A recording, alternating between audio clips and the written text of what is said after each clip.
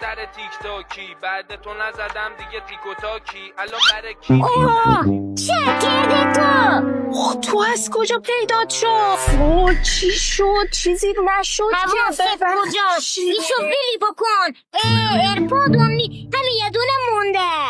این هشتمین ایرپادی که این ما گمم کرده دیگه نامه ویلی بکن.